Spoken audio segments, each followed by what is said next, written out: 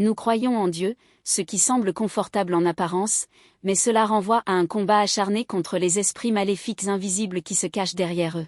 Tous ceux qui vivent sur cette terre iront un jour dans un lieu éternel, où nos âmes iront soit au paradis, soit en enfer. Les croyants doivent aller au ciel, mais le chemin n'est jamais facile.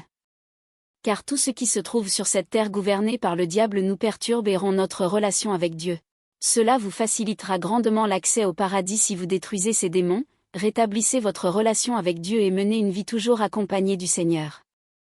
Vous pouvez donc voir que le seul moyen d'accéder au paradis est d'échapper aux attaques et aux tentations du diable et de mener une vie victorieuse en permanence.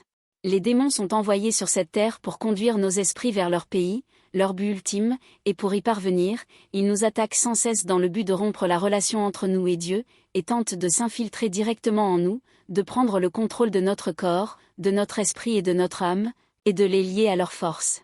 Ces esprits maléfiques sont si puissants que s'ils nous attaquent, nous ne pouvons pas les affronter seuls.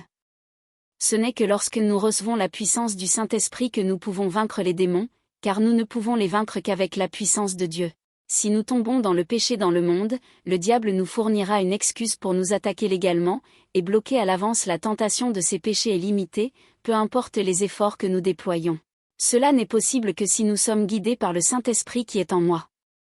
À ce moment-là, la puissance du Saint-Esprit s'exerce et nous devons recevoir la force nécessaire pour vaincre le péché et remporter la victoire.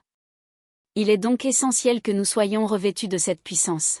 Les démons maléfiques pénètrent dans notre corps, s'emparent de nos pensées et de notre esprit, établissent un campement solide et nous assujettissent complètement à leur pouvoir. Nous ne pouvons pas tous les vaincre, avec la renaissance et la plénitude du Saint-Esprit, lorsque nous détruisons ces campements solides. Pour vaincre ces positions solides, nous devons recevoir la puissance de Dieu, qui est plus puissant. Les démons attaquent ceux qui croient vraiment jusqu'à la fin, il n'est donc vraiment pas facile de les vaincre à chaque instant. Si nous n'avons pas les capacités nécessaires, peu importe à quel point nous croyons et restons fidèles à l'Église en accomplissant nos importantes tâches, les démons nous méprisent. Cependant, même si nous sommes des personnes insignifiantes au sein de l'Église, si nous sommes dotés de grandes capacités, ils s'enfuient, pris d'une véritable peur. Certains pasteurs étrangers disent ne pas croire aux miracles accomplis par Jésus.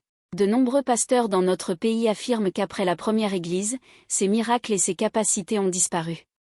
Comment pouvons-nous éclairer et corriger ceux qui sont obsédés par leur propre doctrine et obsession? Bien sûr, nous devons le prouver en chassant les fantômes, en guérissant les maladies et en accomplissant divers exploits. Plutôt que de le prouver directement, Dieu veut révéler ses miracles et ses transferts à travers ses véritables enfants, afin d'éclairer ceux qui ne croient pas.